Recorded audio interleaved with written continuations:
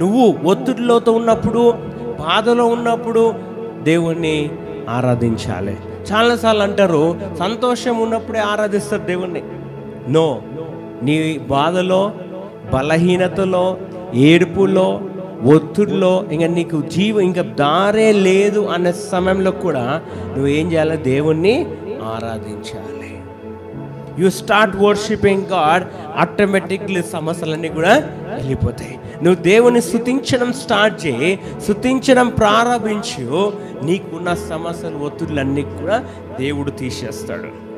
ప్రేమైన దేవుని సంగమా, చాలాసార్లు మనము ఆత్మీయ జీవితంలో డౌన్ అయినప్పుడు, ఫిజికల్ కూడా మనం అయిపోతాం, శరీరం కూడా డౌన్ అవుతాం. ఎప్పుడైతే నువ్వు డౌన్ అవుతున్నావో అప్పుడు నువ్వు ఏం స్టార్ట్ చేయాలంటే, నీళ్ళు మళ్ళీ శక్తి రావాలంటే నువ్వు దేవుని స్తుతించడం స్టార్ట్ చేయాలి. You should have a worship time. దేవుని ఆరాధించు. తిరిగి నీ శరీరం కానీ, నీ యొక్క ఆత్మ కానీ బలహీనమునవన్నీ కూడా తిరిగి బలంగా అవుతాయి. సో ప్రియమైన దేవుని సంగమా, వర్షిప్ గివ్స్ యూ స్ట్రెంగ్త్.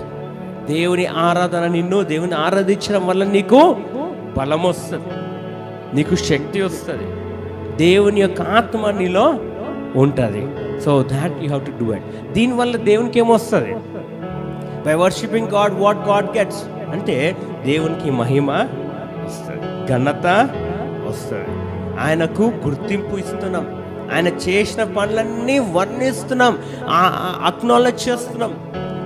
ఆయన స్వభావం, క్యారెక్టరిస్టిక్స్ని మనము ఇతరులకు కీర్తన ద్వారా పాడుతున్నాం. So praising, singing songs only దేవుంది. కాబట్టి నువ్వు ఎప్పుడైతే ఆ ఆరాధన చేస్తావో దేవుడు నీలో ఉంటాడు. సో ప్రియమైన దేవుని సంగమా, ఆ విధంగా మన దేవుని ఆరాధించాలి.